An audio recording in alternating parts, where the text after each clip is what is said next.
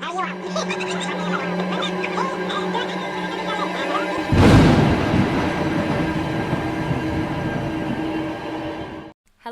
In this podcast, we will be discussing subjects that may not be suitable for all ages. Including, but not limited to, language, discussion of violence, sexual violence, and nudity. Wait, this is a podcast. They can't even see the nudity if it's even in the movie. Oh, okay, that's a good point. Yeah, it doesn't so, matter. so nix the last thing. The other things are still there. Still relevant. Violence. So, basically, no kids and grandma. Don't listen. Don't listen. But anyway, enjoy. Hello, and welcome to Living Vicariously, the podcast where we talk about reel-to-reel horror. I am man-door, hand-hook, car door, Logan, and I like to watch and talk about horror movies. And I like candy, are you? That would work Wait, out. I was bad. I like true crime and murder. Logan just came up with that, and I was like, I'll do it. Woof. It was bad. But anyway, hello. Hello. How are you? We are here. They can't respond. No, they can. They're saying it right now. Just give them a minute. Hello. Hello. Hello. Hello. So we are, this is a very special episode because this is one of our, this is a suggestion from one of our listeners. Yeah. Miss Dottie Staccato. Dottie Minerva. Sorry. I Every just time. really like that name. But, from Bob's Burgers. So I'm going to be talking about Candyman here, which is actually going to be pretty interesting because they're remaking it now. Yes, I saw that. I'm super excited. The commercial thing. The trailer looks good. I liked it. I thought it looked good. All of his stuff usually looks really good. Yeah. And you will be talking about? And I will also be talking about the Candyman, no relation. He's a real man that killed children, so Lovely. It's less funny. Less, just a little. It's kind of a bummer. But Right. Dottie gets what she asks for. Dottie, nobody puts Dottie in a corner. Nobody does. How are you? I'm doing good. I had a crazy dream. There we go. Okay, yeah, tell me about it. Okay, so in my dream, I've been watching a lot of Dr. Pimple Popper. Which you should watch. And I had a dream that I had like this huge Okay, you already told me about this. And I don't like it. green pustule that it had like a cauliflower head and it was like oozing pus and it was just sloughing off. I don't like and this. I had to pull the skin. I don't. Eventually it was gone. Eventually I got rid of it by just peeling it off, and it left like a penny-sized hole under my armpit, and then I rubbed isopropyl alcohol on it, and I woke up. I mean, some people are like, never tell people your dreams. I'm kind of getting it. I get it. Because that was gross. I always tell people my dreams. I'm like, oh my God. Don't tell me about the pimple Because I always remember. Well, you like No, this. I like them in real life. Like when, Pimple Popper pops those pimples. I'm not talking about like sloughing off. I don't like, first of all, that word. Slough? Ugh. Terrible. Sloth. You only use it for bad things. Yeah, it's not a good word. Yeah. Anyway, was that the dream you wanted to share? Yes, that was it. Oh, all right. Well. I told you I wanted to do that. I know, but I didn't know. I thought more was going to happen. No, sharks were involved, but not But they were huge. In the background while you were picking off your skin. Tell me about your story. My story. Yes, Candyman. The Candyman can. Is that song in this? No. Why didn't they do that? No, it's a lot of choir. It's a lot of chorus and a single piano riff that they play. So this movie was made in 1992, same year I was born. No. Also, we already did this, and you got to take out the years of birth anyway. No, we don't. Okay, well, whatever. No, they could figure it out. No, I don't know how old you are. They don't know when my day of birth born in is. the 80s, obviously. Oh my God, are you calling me old? I'm trying to throw him off the scent. Anyway, so this movie came out in 1992. It is directed by Bernard Rose, is his name. Okay. And it was written by Clive Barker. It's based on one of his short stories. I know that name. Yeah, what else does he do? He did Hellraiser. There we go. He did the Hellraiser. And a lot of Candyman, the actual character Candyman's dialogue is very, very similar to Pinhead dialogue. A lot about suffering and how it's exquisite and it's great. So he's got a type. Yeah. Mm-hmm. He does have he has a type of character. So I've watched this movie now thrice. The first time I watched it, didn't really care for it. Second time I watched it, I had to stop it halfway through. And I'm done. And then, well, because I was getting uncomfortable. Because there were some creepy imagery going on, and I was not liking it. I wasn't jiving with it. And now this third time I watched it, I actually was like, you know what? I think I'm getting why this is still like a very remembered movie. Okay. So basically, it stars Virginia Madsen, Xander Berkeley, Tony Todd, Casey Lemons. Casey Lemons. She plays Bernadette, and she was actually in Silence of the Lambs. She was Jodie Foster's friend. I like her. And then Vanessa Williams, who's going to be in the upcoming remake of Candyman. Yes. And she looks the exact same. She did not change. I was like, what? Mm-hmm. I was like stunned. Gorgeous. I loved it. And then there's a lot of other people, the usual rundown. Like those are the top billed people. Yes. I love the name Casey Lemons. Casey Lemons. Casey Lemons. The movie, I still enjoyed it upon my third viewing, where I sat down and I watched it, and I was I was taking notes the whole time because I was like, maybe if by taking notes I can kind of figure. And I read a lot of the trivia, on the background of it, and suddenly things made a lot more sense because Clive Barker's original story took place in the 70s in England. Oh. In the UK. And then when they made the movie, they transitioned it to Chicago in the 90s.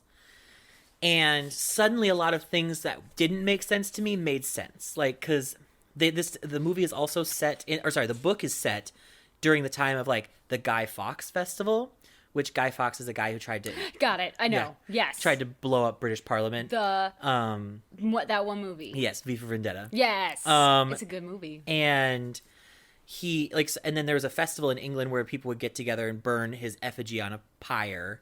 And like a big old bonfire. We like him or we don't like him? Don't like him? I didn't really get that. I don't either. understand the vibe, honestly. Yeah, but they burned him. They definitely burned him. So then that made sense to me, why there was in this movie there's suddenly a big bonfire. I'm like, what's the purpose of this? When I first watched it, I was like, that makes no sense. But now upon knowing that, I'm like, oh, so it's they're transitioning it from the source material to the movie, and this is the way they kind of made sense. So. Okay. There's that. A lot of Shakespearean references in this as well. A lot of Candyman's dialogue is and a lot of his Wherefore art catch sweets the sweet, that's from Hamlet. Oh. He says, I'm going to cut you from groin to gullet. That is a paraphrase, not a paraphrase, a kind of a thing from Macbeth. There's a very similar line in Macbeth. There's a lot of Shakespearean kind of moments in here, just thrown in. And it's funny, I didn't really think about it the first time because I was more focused on what's going happening on. And it's and then once I was able to stop doing that and be okay, so I know what's going to happen, so now I can sit and see what's happening. You know what I'm saying? Does that make any sense? Yeah. I can actually analyze what's going on rather than just trying to get the story, man.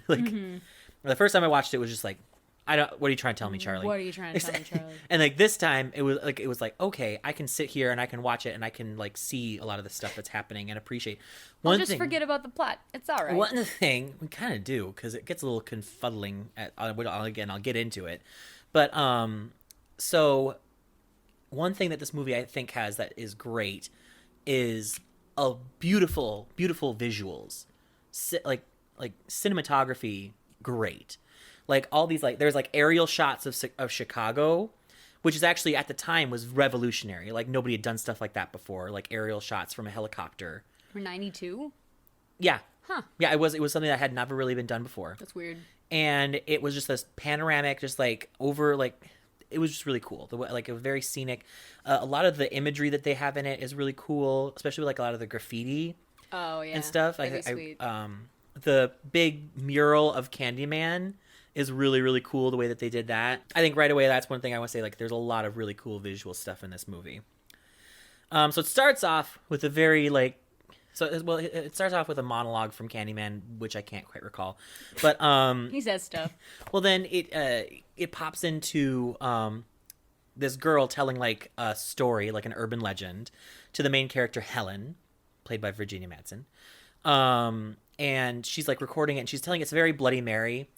And there's this girl who's, like, babysitting. So, of course, she does what everyone does do when you babysit and invites a boy over. Of course. And, okay, that's also the great, because this girl is, like, saying, like, this story about this girl who is, like, she's like, oh, yeah, she's dating Bobby, but she invited over Matt because... How dare you? Because Matt was a bad boy, and she had a thing for it, and the other guy was just too nice. And Bobby! I know, I was just like, I'm like, what the fuck does this even mean? And she's like... Why is this important to the story? Exactly. And she's like, she said that she's finally going to give, what's his name I gave him? Matt, everything that she didn't give Bobby, basically implying she's going to have sex with him. In this stranger's house? Yeah, in this stranger's house. That's not and what happens.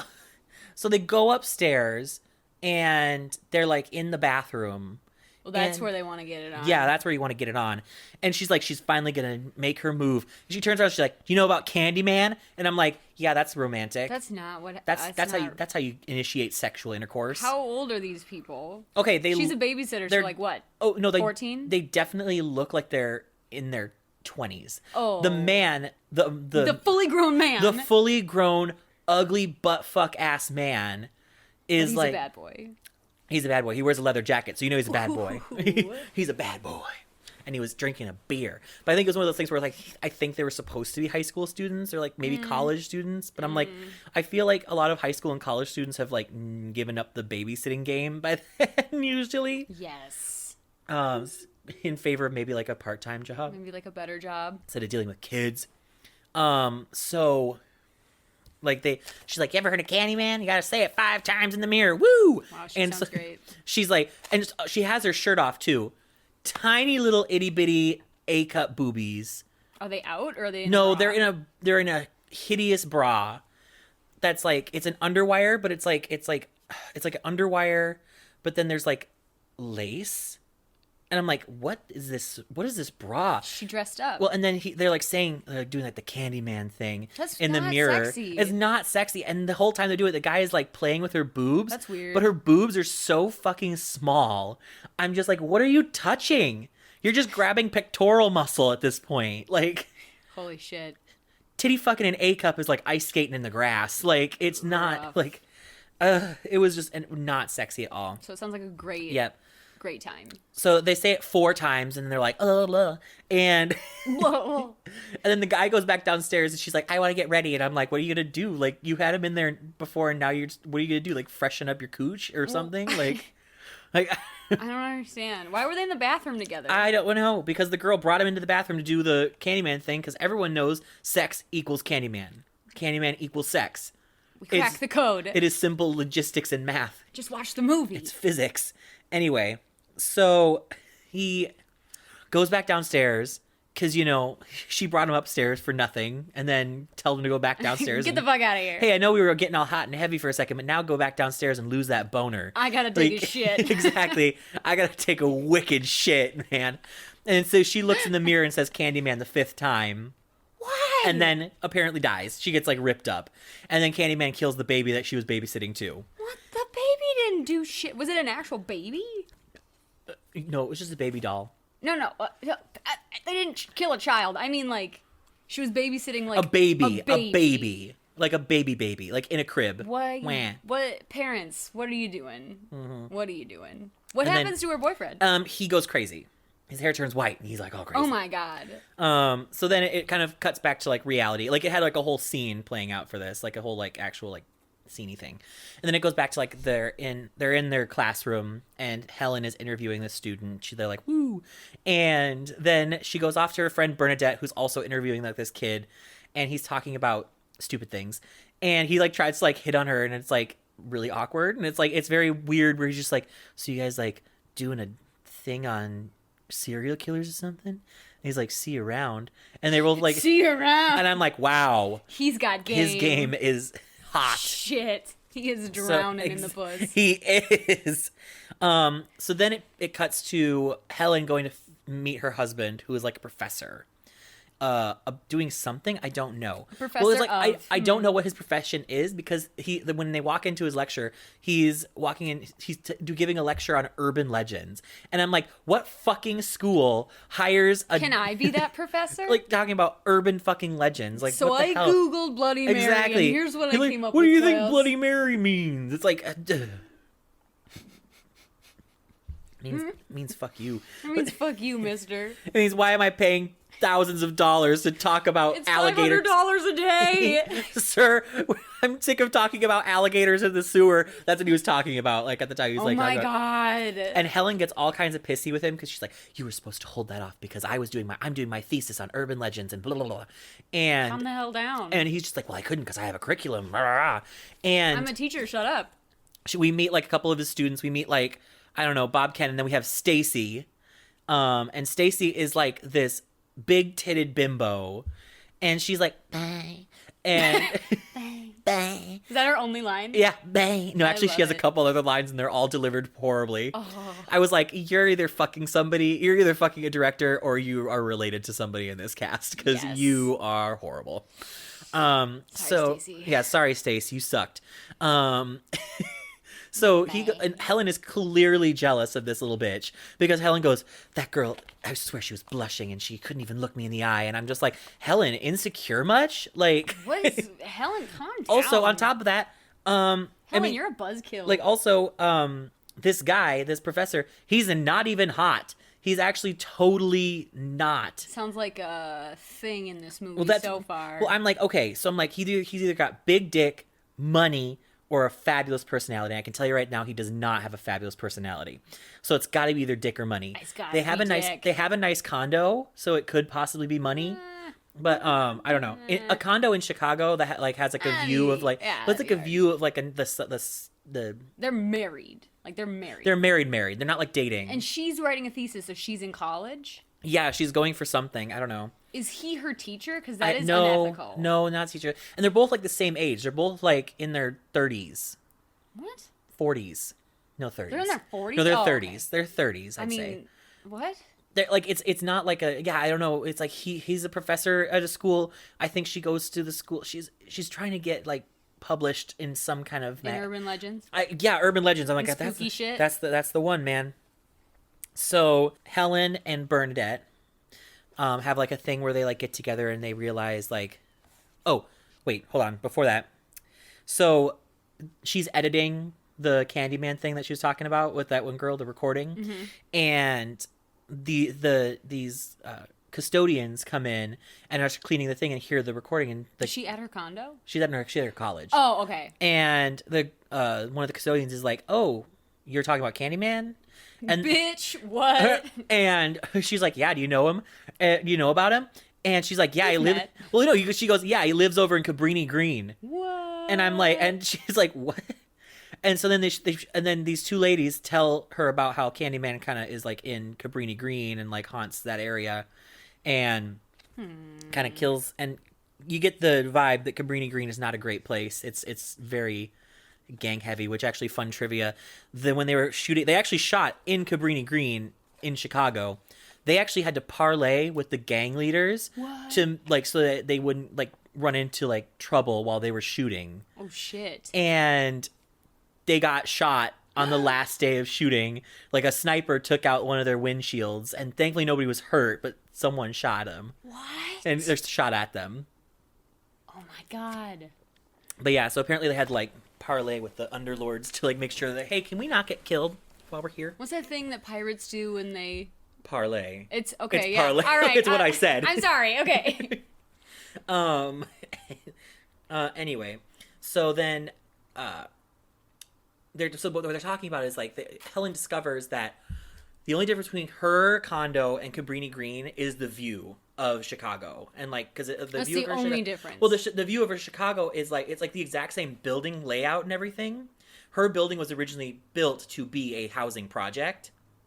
But then they're like, wow, this is a really nice view. We can cover the cement and plaster and sell it for like as Boom. condos for like Rich much people more eat money. that shit up. Exactly. Rich people ate that shit up. And what she finds out, like, because what they're talking about is they find out a woman was killed at Cabrini Green with a hook, getting cut from groin to gullet.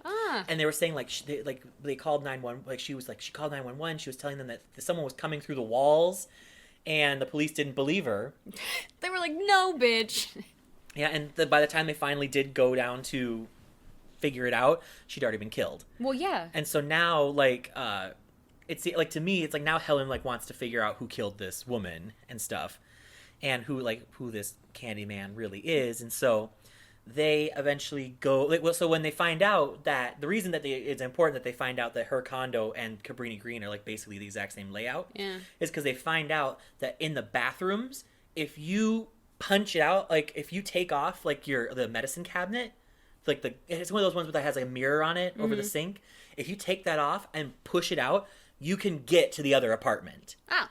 And so they're basically like, hey, that's probably how the killer got in. It's like he went to the derelict apartment next door and went through the walls and killed her.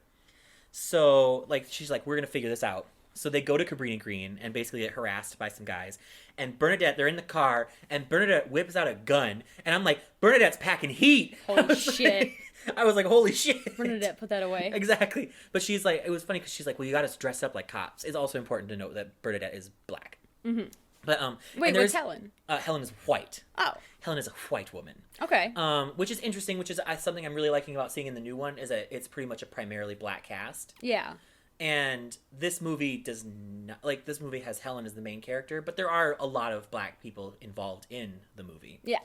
And who do have big significant parts, like Bernadette. Yes. And Candyman, the name. And the guy. Hence the name.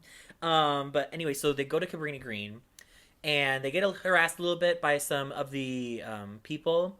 But Bernadette's like, I'm bringing my gun because you literally have us dressed up looking like cops. Yeah. And right away the gang member's like, you guys are cops. Are you guys cops? And they're like, no. Like, do they have badges? No. Do they have little lights on their car? No, they're just wearing like a lot of conservative clothing. They must be cops. They're trying too hard to look inconspicuous. Oh. You know? So anyway, they go up and they like look at all of the graffiti and stuff like that, and it's really cool. And then there's like sweets to the sweet everywhere, and they're like, what's this? What does this mean? And they're like, Candyman. So they and they go to an apartment that Ruthie Jean is the woman's name, who was killed. They go to her apartment, they push out the bathroom thing, and you know, like any great person does, Helen decides to climb through it and go into the other apartment to see what was happening. That is breaking and entering, Helen. And Bernadette's like, what are you doing? Like, it's like, yeah, one, breaking and entering, two, like, she was like, it's like, what if there's somebody like over there shooting up or something? Murderer, and since, she's like, whatever. We think they murdered her. There's a really cool scene that happens because Helen goes through it, and then she goes through a hole in the wall, and as she's going through the hole in the wall, it zooms out. You can see the big painting of Candyman, the big wall mural. On the other side? No, like, yes, that's on the other side. Like, and so she's walking out, and like, it's a big, the hole is his mouth, and he's like this, like, ah. And she's walking out of like what is his mouth, like surrounded by the wall, and it's actually a really cool visual. That is cool. And like the fact that she doesn't see it right away is kind of like interesting. And then she like turns around. Then she's like, "Oh, I'm gonna take a picture of it," and her camera's out of film because film is a thing. That would not be my reaction. My reaction would be, like, I gotta go. Oh, and then she scares the shit out of Bernie by coming. She just pops through the window, and Bernadette's like, "Ah!" And she's like, "Sorry, I didn't mean to scare you." And I'm like, "How?" That was intentionally meant to scare somebody. Obviously wanted to fuck with Bernadette. Well, anyway. Leave her alone. She will shoot you. So they're talking, and eventually this woman named Anne Marie comes in, and she takes them in. That's Vanessa Williams. Yes. She takes them into her apartment. It's really cool to what they do visually here because it looks like Cabrini Green overall is like graffiti, derelict, gross. No, you don't want to be there. But then you open the door to her apartment, and everything's really nice. It's a very nice apartment, very tastefully decorated, and she has her baby, and it's a nice contrast. I really liked that contrast between like how it's like even in a place like Cabrini Green that's been like so derelict and decrepit, it's like there's like pockets of good and stuff. So I liked that kind of like worried visual. about that baby though. Yeah. So yeah, you should be. Yeah. No. So anyway, and then it like cuts to this like scene, like after they talk to what's her name and how they're like And she's like, "Oh, Candyman, like he Yeah. runs this place and blah blah blah." And like one of the questions you're asking yourself the whole time when you watch this movie is like, "Is Candyman real? Is that real? Is there a man in that couch? Is there a man in that couch?" But so it cuts to a scene where they're at a restaurant with like some of the professors, and the professor, who's a douchebag Englishman, who's in a lot of movies, whose name I can't quite recall, but he's been in a lot of stuff, and you'd recognize him if you saw him. And he's just kind of a dick. And he gives you the history of the Candyman, how he was the son of a slave who became whose father, the slave, became wealthy after the Civil War by selling a machine that speeded up the process of making shoes. So he became rich. Candyman was sent to all of the best schools and was a very good painter. Nice. He was hired to paint a lot of portraits for people. He was hired by this one guy to paint his daughter. They end up falling in love, and the daughter ends up getting pregnant. Oh. And the dad basically has him killed by having his right arm cut off. And it's weird. What? Why just the right arm? Because that's the arm he uses to paint. Oh. I was like, why not both? And then they covered him in honey. Well, they're gonna kill him anyway. Why not both arms? I don't know. They covered him in honey and then threw him to the bees. Not the bees. Well, I'm like, that's a very odd way to kill someone. One. That's weird. And also, two, I'm like, then why is he called Candyman? Why is he called Why is he called the beekeeper or honey? Or hi. Buzz man. Yeah, that'll ring up. Buzz man. Buzz. It's like bye man. It is. I'm just saying. And there's actually a lot of similarities. There's actually a lot of similarities between these two movies because it's like, is the Bye Bye Man really real, or are they just crazy and they're like, it's like making them do these things, blah blah blah. And it's very similar to this, where it's like, is Candyman doing all these things, or is it somebody Why is he called else? Candyman? No one knows. Why the hell is he called Candyman? Nobody says. So then so Helen goes back to take more pictures after this of the place. She gets like more film because, like I said, this is a time when film exists for like your cameras. The 90s. And she basically guilts like this 8-year-old boy into showing her where like a dangerous person has been murdering people. What the fuck, Helen? She's like, oh, I don't scare that easy, and I was gonna go look for him, but and I was hoping you could show me, but maybe you're not brave enough. Oh! And I'm just like, what the fuck? Helen's like, what are you, 8-year-old? A pussy? A pussy? You pussy bitch. That's exactly what it is. I, a grown woman, am way braver than you. Yeah. An 8-year-old. An 8-year-old. But he shows her around to like this old nasty bathroom that has bees in the toilet for some reason. Bees. And like the boy's telling her like what happened, like here, why are you leaving me here? And like, well, Candyman killed this boy, like this young boy out here, and it turns out that, like, and then he didn't get killed. He emasculated him. He like took the hook and ripped his dick off. Because he said his name 5 times. No. Just you get the idea. Like, it's so weird because it's like you. I don't get it. It wasn't like it, but there's also the implication that it wasn't the Candyman, and that it was like a gang member who was operating under the name Candyman. Huh. Basically ripped this kid's dick off and threw it in a toilet. That's mean. Yeah, it was horrible. And they showed it. Like, they didn't show the dick getting ripped off, but they showed the aftermath, and it was pretty grisly. What the hell? I didn't like it. I didn't like it. It doesn't sound like the Candyman's MO. So then, like, she's taking pictures of all of this, like, the graffiti in here again, too. There's sweets to the sweet. There's the bees in the toilet. She turns around, there's a dude with a hook. And he's like, you've been looking for the Candyman. Found him, bitch. And she beats the shit out of her with the hook. Like, just on the blunt side of it. He doesn't kill her. And, she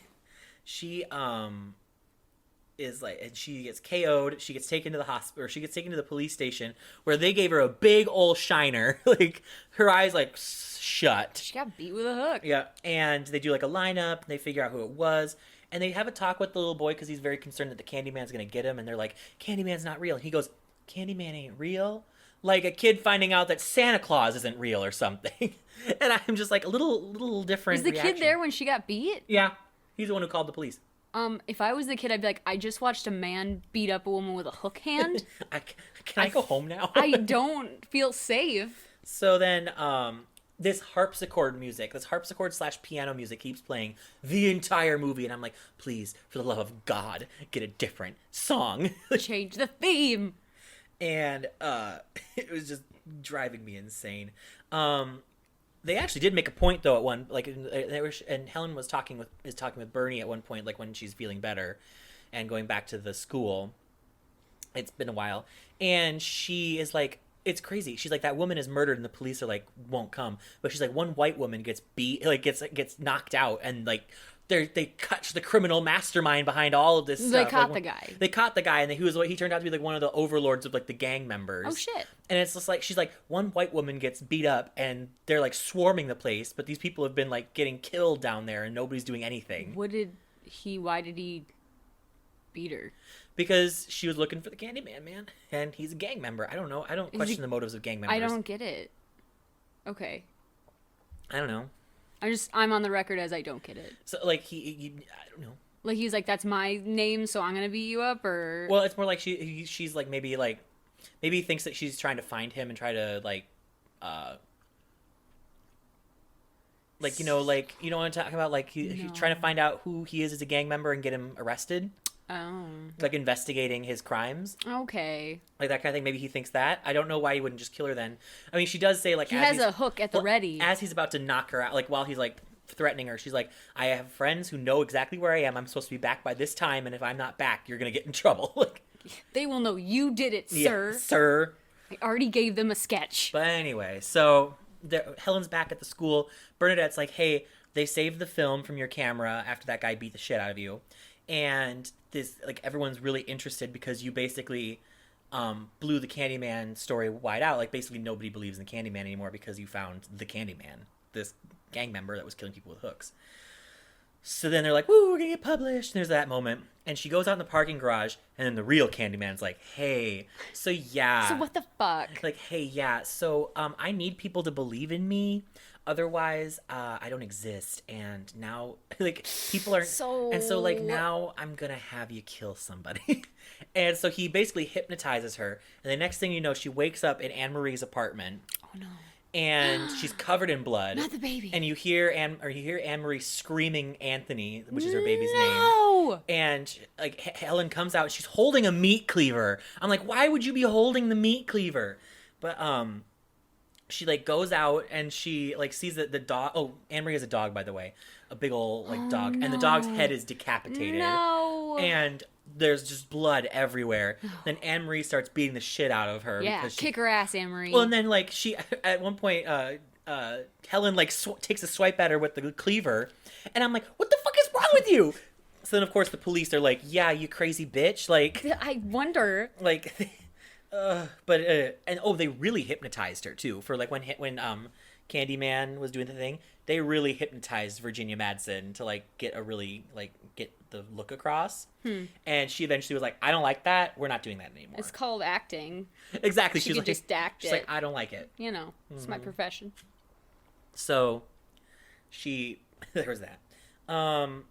So anyway, it takes her to the police station. She's still covered in blood. She's taking like they're doing like a strip thing for her. Like they're taking off like all this stuff for like evidence. And at one point they have her take off her bra, but she's like facing away from the camera. And at one point the police officer woman who's like doing the whole thing is like, lift up your breast. Now your other breast. I'm like, what are you looking for? Under the secret compartment? My titty knives. Exactly, my titty knives. Like I was like, what? I don't claim to know. She hides Shuriken under Exactly. Kunai, just like, Koo! Like Naruto.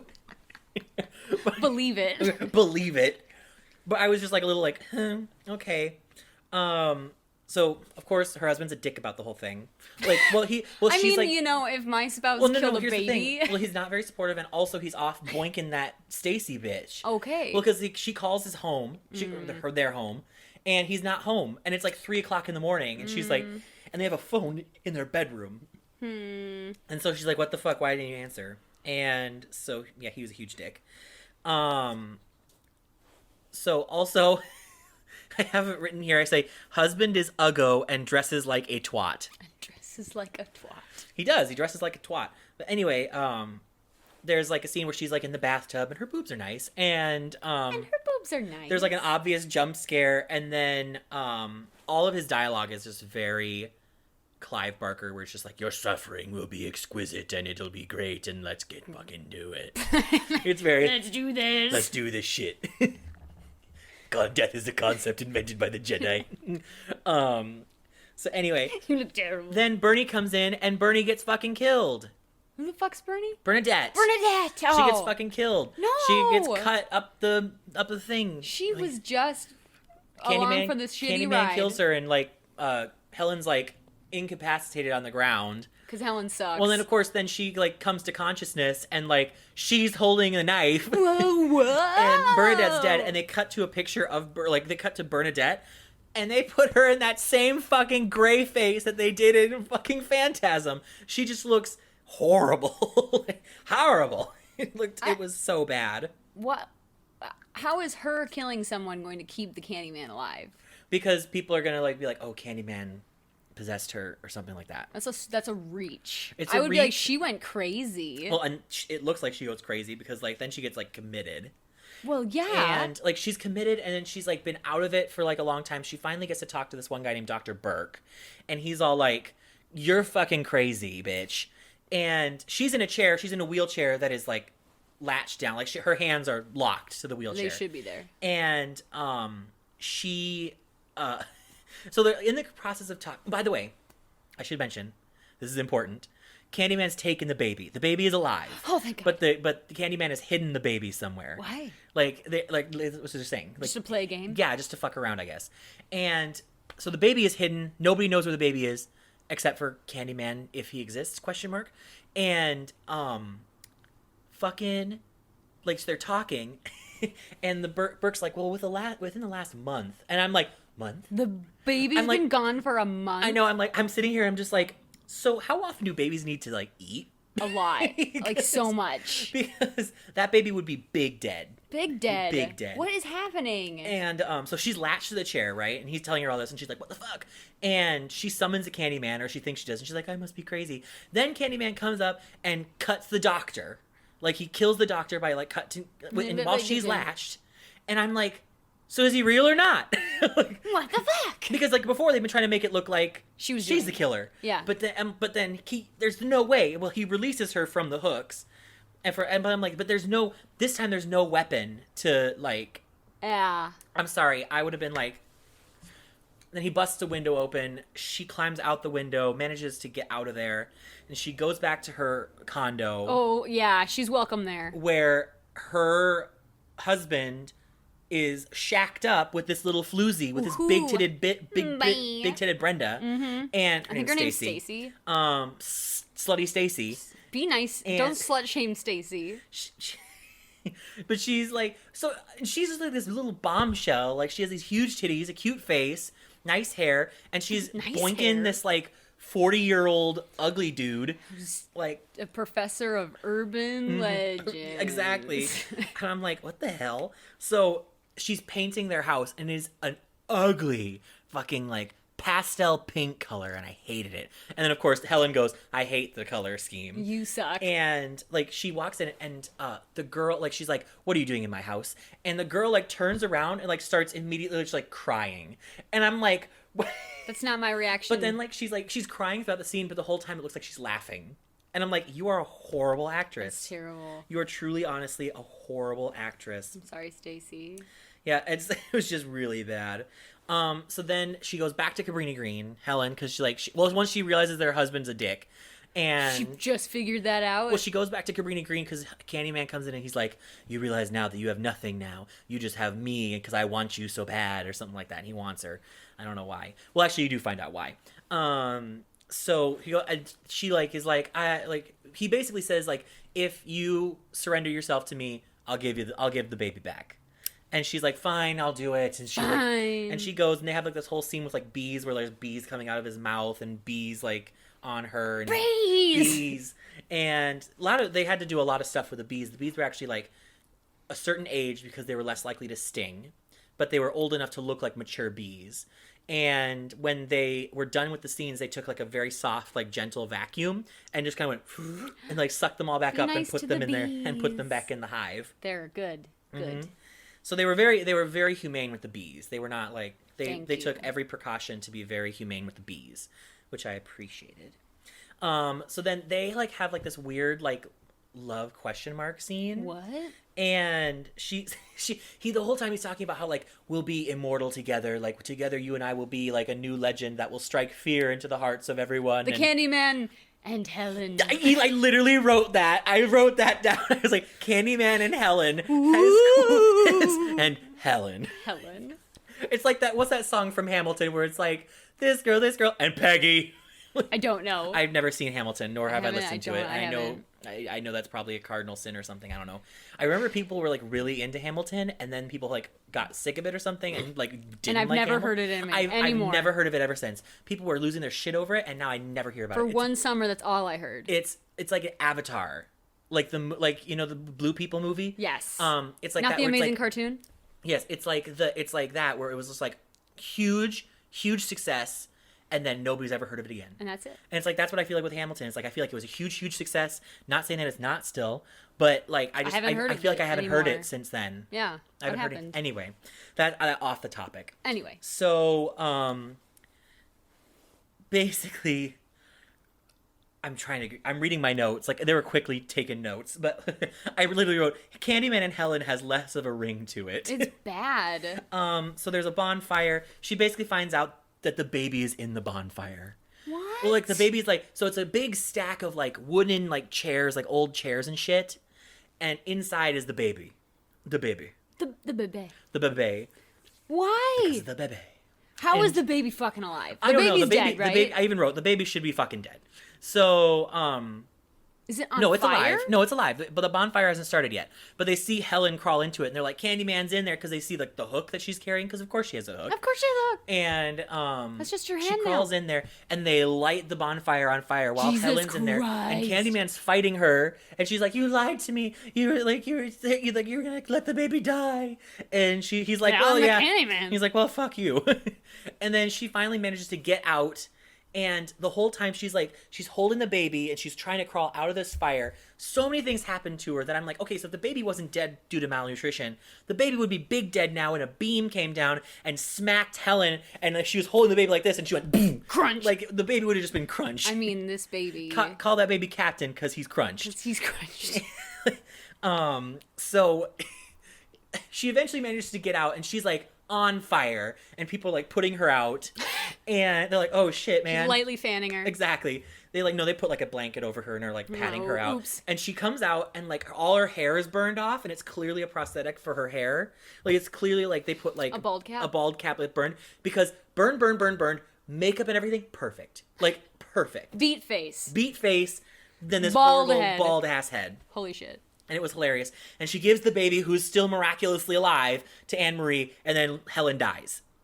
And so then it cuts to like her funeral, and they have a funeral moment. There's only like 5 people. I was at like, her who funeral. the fuck is there? There's only like 5. Like there's big titted Brenda. To spit on her grave. Exactly.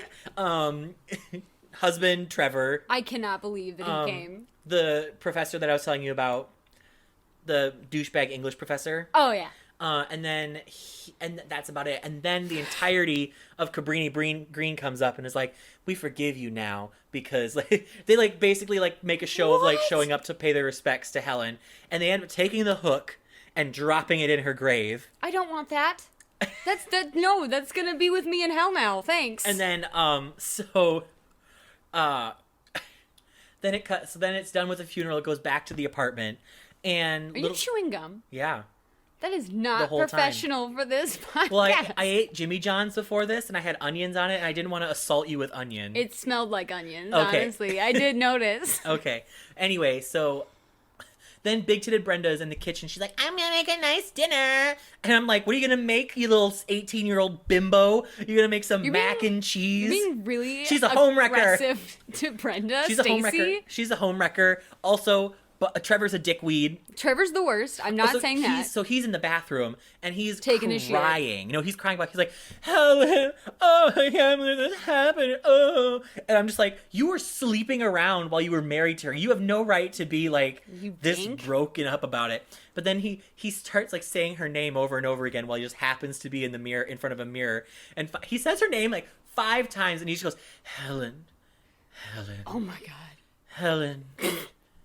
Helen. 5 times is a lot It's to a say lot. it. As an actor, if I was like, you want me to do what? Like, the Candyman one made sense because it was like a Bloody Mary kind of thing. Yeah. But just saying Helen's name. Helen. Helen. It's like, it's a lot. Do you want me to make this sound good, like an Exactly. actor, or like? And he's just like, Helen. And then finally he says, Helen, turns the light off while the door is still shut. That's what so I it's do. pitch black. I like to walk through the bathroom blind. Also, while he's still in front of the mirror. So I'm just like, what the fuck? What are you doing? It's like, that was clearly meant to, like, be a jump scare. And sure enough, she pops up behind him, bloody, like, all messed up. Beat face, bald head. Yes, beat face, bald head. And name of the episode, I like beat face, bald head. Beat face, bald head. And then she takes the hook and she cuts him up. And then Stacy finds him and she's holding the knife. And so it's like the legend and then it zooms in and now there's a new mural in the Candyman's lair that's of Helen. Like And so she's painted over his face, or they're together? She's a separate entity. Okay. She's like there's a separate mural with just her, and she's like giving the middle finger. No, she's Actually, not. that would be She's sick as not. hell. That would be sick as hell. She's not actually. Okay. And that's the end of Candyman. Do you remember that movie, Monsters vs. Aliens? Yes. When they're going over the big lady and they're like, what do you want your name to be? And she's like, Susan. And they're like, Susan! That's basically That's Helen. Helen. That's all I could think of. Anyway, Oh Lord Jesus. I don't know. But it did take me like 3 views before I finally was like, you know what? I see what's happening, and I feel like when I'm saying this, I don't mean to sound like condescending. Like, it took me so long. Like, it's like the messages were so. I feel like there's a lot going on, there was a lot going on. There was a lot to parse through, and I missed a lot. and of it. I missed a lot of the little stuff, and I didn't know the source material very well going into it. So a lot of the stuff, like the bonfire and a lot of stuff, didn't really connect. So I was confused by a lot of things that I feel like the movie would assume that it was prior knowledge. So I don't know. It was just kind of like, but now that I know more about it, I enjoyed it more upon this viewing. Good. As long as the baby lived, I'm fine. Yes, the baby lived. That other baby died, but the And other redied. baby was okay. Oh yeah. So Yes. first baby dead, Anthony's okay. Yep. So we're fine. Candyman. Yay! All right. So I will talk about the Candy Man as well. We're gonna take like a quick commercial break. Oh yeah, sure. I gotta take a pee. Here I am. Okay, so like some guys, when they go to the bathroom, right? It sounds like it's just a waterfall. Like it's a lot. It sounds like a garden hose just being unloaded. Like they're peeing. Well, no, it sounds like a lot. Like, and I'm like, what kind of piss slit do you got? Never, ever say that word around me ever again. My little. I'm gonna kick you out of my house. You will be banned. I hated that. Anyway, Anyway, Candyman. oh yeah, child murder. Oh no. I guess yours did have child murder too, actually. Yes, it did. And child emasculation. Ooh, I don't like that. Okay, so Castration. mine is about Dean Arnold Coral. Dean Coral. Blah, blah, blah. Dean Coral. He is known as the Candyman. He is a serial killer. Is there a reason why he's a Candyman? There is. He just named it. Yeah. Okay, also, in the Candyman trailer, it sounds like the legend he worked at, like, a candy company or something, right? Like, No. what? No, really? No. I thought, like, in the trailer there was something about Well, a maybe in the candy company. trailer. Maybe in the trailer there's something. Yeah. Maybe in the new one, maybe they're like, okay, we actually have to. I get thought him. they, like, mentioned a candy factory, and I was like, thank you. But that was all I meant. Yeah. No. But anyway, this one also has a candy theme. So he was born on December 24th. Oh, sweet. He's a Christmas Eve baby. Shit. Stupid bitch. Stupid bitch. 1939. He was in Indiana. His mom and his dad, didn't have a great relationship. Whoa. Crazy. The dad was a strict douche. The mom was protective. This sounds very reminiscent of many serial Of killers all you've of talked them. about. They, got divorced, got back together, got divorced again. So really good, stable childhood. Very stable household. Definitely not Supportive family members. Yeah. I mean, good for any growing mind, was- especially one that's psychotic. It was shocking when he started killing people. It's so crazy. Then his mom remarried a guy. They started a candy company together. Okay. And then his mom stone cold divorced the new guy and was like, I'm keeping the candy company, bitch. Get absolutely wrecked. So Dean... Mom sounds like a strong businesswoman. She is a strong businesswoman in my very limited knowledge of her. Yeah. I don't want to make any claims. From what you've told of her so far, she sounds like a businesswoman. A busy businesswoman. So Dean worked for her. Their company was right next to an elementary school. Great. Which is like any parent's nightmare because this grown fucking man regularly gave free candy to children. Especially teenage boys. Which, as a adult, I would be like, what the fuck is that about? Yeah, it's like, hello? So people started calling him the Candyman. In like a nice way. People were like, oh, he's the nice, like... Candyman. Creepy neighbor who loves children. And it's like, no, you be afraid of those people.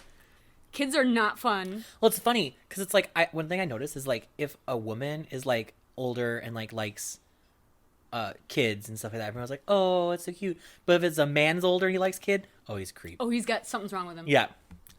Honestly, in all of these stories, the people never realize that the dude's freaky until later, and they're like, I didn't know he was killing children. Until the bodies start piling up. I just like to, like, hang out with kids that weren't his. Which is He just weird. lived alone for years. I don't know. But anyway, so he befriends a kid named David Owen Brooks. And they, like, kind of... It's like a drag name. It kind of does. Don't take that name, though, because No. that would be a dark story. No. Do you want to hear the background for my name? So, Brooks would hang out with Dean Coral, and, like, he'd give him money. Dean Koontz. And then... Okay, sorry, wait. Dean Koontz. The prolific writer was... No, that would be slander. Sorry. It's a joke! I'm sorry. Okay, so he started hanging out with the child, which is a big ol' red flag. Yeah. And then, Dean Coral was like, let's have sex. What the What? And this child was like, I guess you're my father figure, so I'll do whatever you say, because my home life's bad. And so he would give him money. He would give him gifts and stuff after he, like, got BJs from the kid. It was very... Ugh. I mean, it's obviously a terrible grooming, creepy situation. Yeah. So the candy company closed. No likey. And then Dean became an electrician. And so between 1970 and 1973, he was known to have killed a minimum of 28 victims. Jesus Christ. His victims were males. They were ages 13 to 20, and a majority of them were in their mid-teens. So he had 2 accomplices. There was David Owen Brooks, who's the kid that he's basically been grooming forever. And there's also Elmer Wayne Henley. Elmer Fudd. Several of the victims were either friends of the boys or they were... Don't be friends with Elmer and David because they fucking kill people. Because they will kill you. Why do Elmer and David's friends keep disappearing? Yeah, and why did nobody say anything? Shit. It's like 28 people. But yeah, so anyone who was friends with them, they would, like, get got. So... And people would just be like, what, they ran away? Yeah, usually at that time period, if, like, a kid went missing, the police were like, they ran away. What the fuck? And the parents were like, I don't think that's... And then the police would be like, ma'am, and they leave. Shut your mouth, it's art crawl. Shut your mouth. This is the 70s, I don't want to do work. So, basically the kids... We don't know about DNA. They would bring the youths...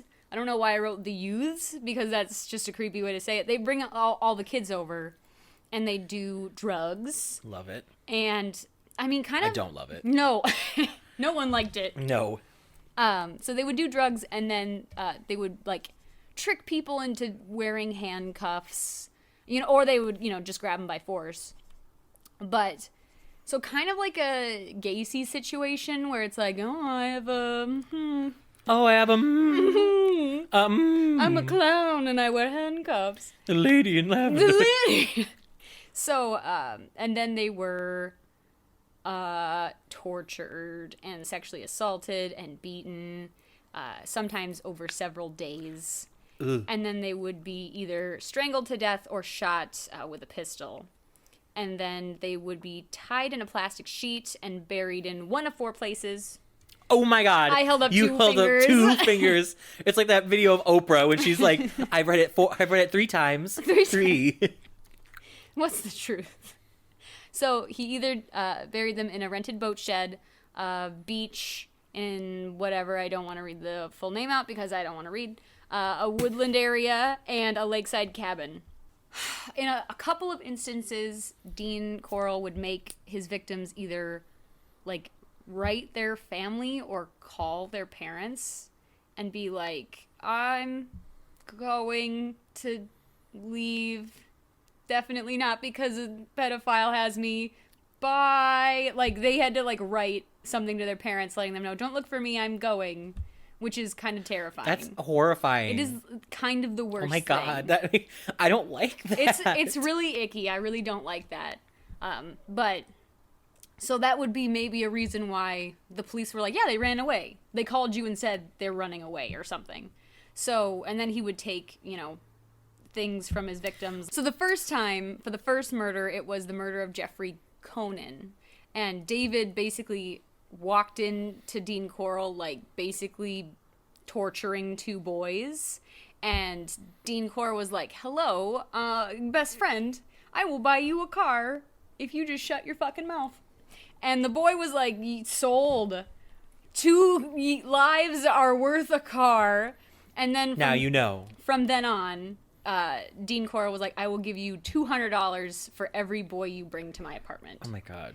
So that was kind of his deal with both boys. I don't like it. So in the winter of 1971, Brooks was the one that introduced Elmer Wayne Henley to Corll as well. He was initially going to be a victim, but then Corll was like, this kid thinks people's lives are worth $200 too. So they both started doing that horrible thing. And, let me see.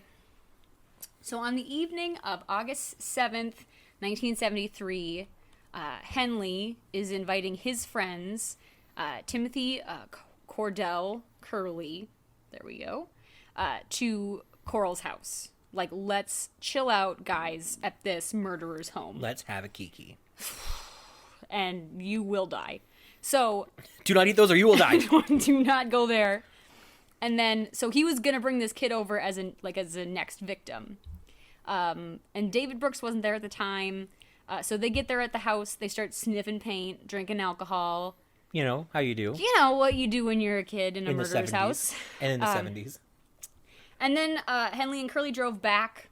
And then they, went to Henley's home. Blah, blah, blah, blah, blah. They found their friend, who was named Rhonda Louise Williams. She had been beaten by her father, and she, needed someplace to stay. So they're like, come back to Dean's house.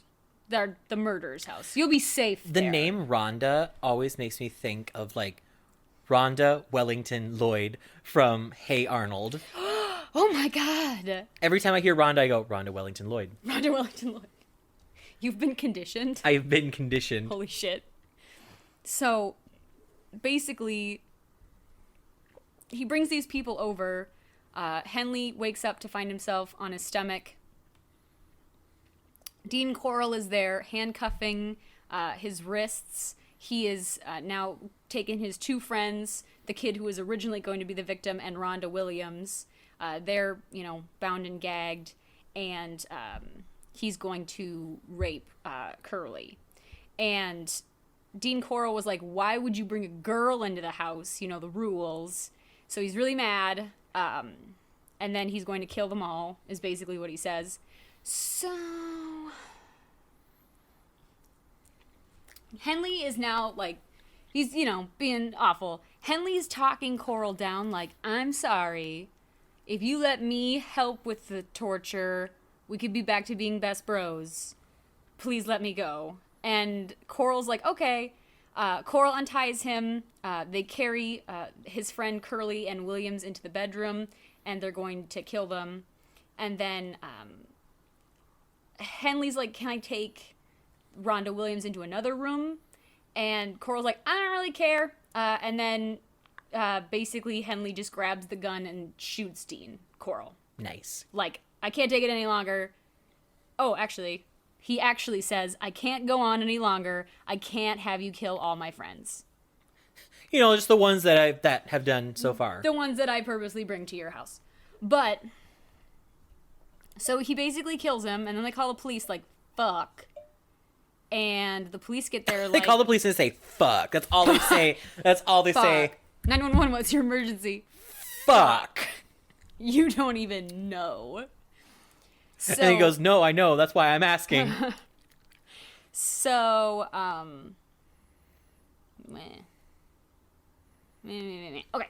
So then they call the police. That was some quality podcasting. Thank right you. there. Yes, I researched this a while ago, and I was like re-looking at my notes, and I'm like, oh, McCall, what were you saying?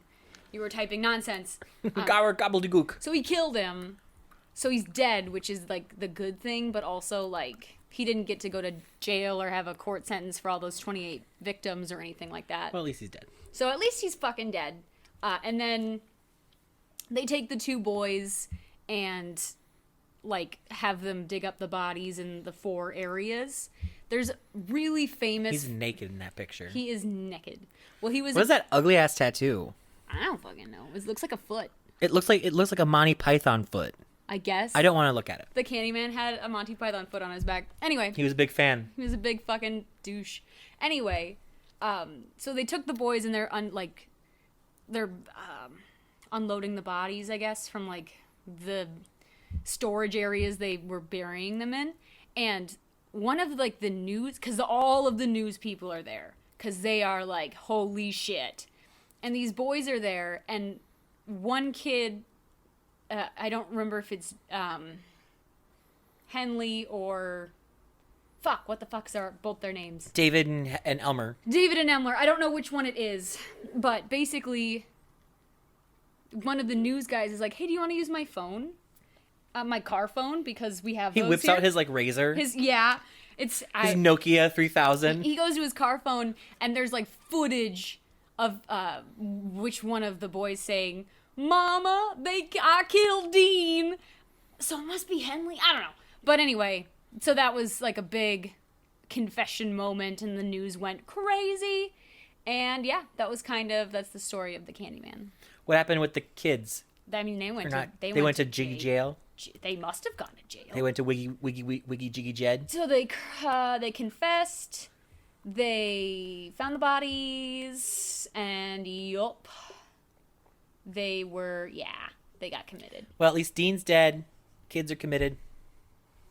And yeah, some semblance of justice was done. Some sort, but yeah, it's just kind of a really big bummer that you could get 2 children to do that to other children. Yeah, what the fuck? I don't know. He is a fucking asshole. Obviously, he murdered children. Yes. That's the bare minimum in order for you to be an asshole, I guess. He's a bum. What was it? Touched his tots. What is it? Oh, Bozo. A bozo. No, Bozo's not it. It's like there's like a. Oh shit. Sorry. Perv. Oh, John Mulaney. Anyway, I know that was some quality. You get to cut all that out. This is not my job anymore. Yeah, I do it now. Okay. Do you want to tell Sibling story? Sibling story. Okay, so this is also going to involve Brendan because he's like my brother-in-law, so like we're like siblings. So that's exactly what it's like. Exactly, that's exactly. Anyway, so they had a dog. Her name was Nani. Sweet little Chihuahua baby. She was a really good dog. She is. And she well, I don't like saying it. I don't like saying that. But yes, she has passed sadly. But I remember like she was one of those dogs where you really had to like get to be in her comfort zone. I mean, like you had to work for it. It took months before she would even let me look at her. And if she didn't like you, I mean, you like Eric when he scared her and then she hated him forever. Never again. The grudge has been formed. She loved me, is all I'm saying. She liked me once she got to know me. But I remember one of the first times that she ever showed me affection was like we were sitting downstairs watching a movie or something or playing video games. I think we were watching a movie because I wasn't like... I think we were watching a movie. And Nani hopped up on my lap and just like cuddled with me and was like... And I was like, oh my God, this is it. The barrier's been broken. She loves me. And I was petting her. And I'm an animal wizard. And she let me pet her for a while, and then out of nowhere she just snapped at me, and I let out like girly ass Ned Flanders scream, and Brandon was just like, Nani. Stop. And but And I was like, that'll happen. but it was like it was just so jarring because I was like, I thought that this was it. I thought we were buddies. We were friends. And then I was like, I thought what we had was special. Exactly.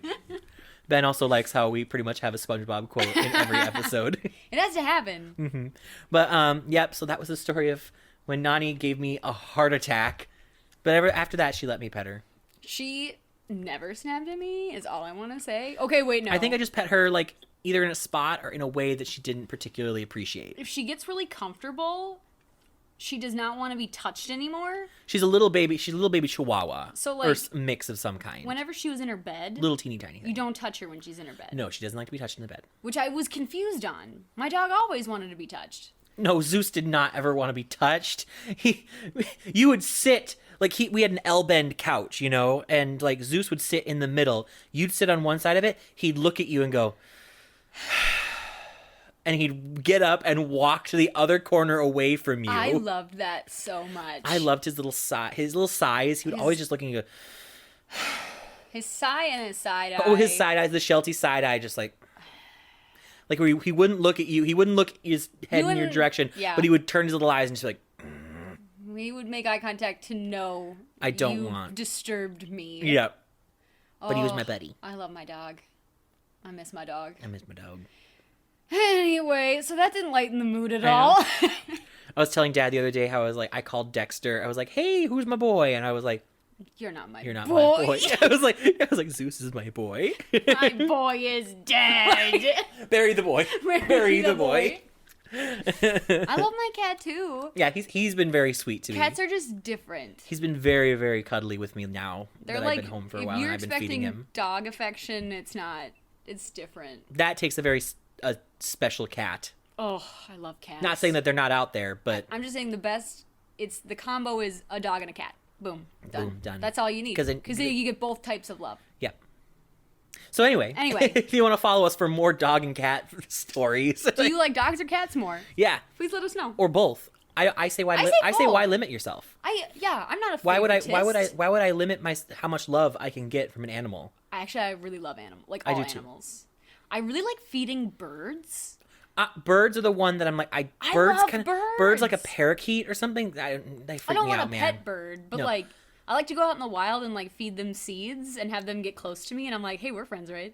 Oh yeah, you crazy bitch! Where like in Crazy bitch. in Hawaii, where there are literally signs that say "Do not feed the fucking birds." McCall's over here like feeding the bee. Calls like feeding the They birds. loved me. They were hopping up into your hand and They shit. were. But it's like there were signs literally saying, "Please, for the love of God." It made me feel so good inside. That's all I'm saying. Anyway, If feed the birds, stuff-ins a bag. If you'd like to follow us, please give us a follow over on Twitter, Facebook, Tumblr. We curate that shit, kind of. Our Tumblr is the tits. Instagram. You said you didn't like that. The last podcast, you said you didn't like when I said the tits. Well, it's okay when I say it. Oh my God, I'm gonna. You're not allowed to say Oh my God, I'm gonna say the tits all the time. No, I don't like it now. Anyway, and Instagram. We're on all of those. Everything is Living Vicariously except for Twitter, which is Twitter, which is Live Vicarious.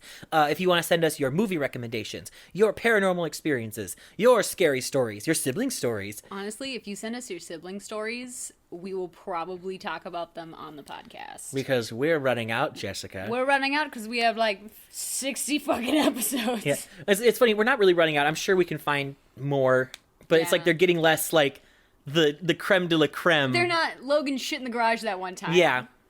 Logan shit in the garage that one time. I'm gonna like I'm gonna say one of the stories that you don't want. Okay, yeah, and there's a couple that are unshareable unless we are making money off this shit.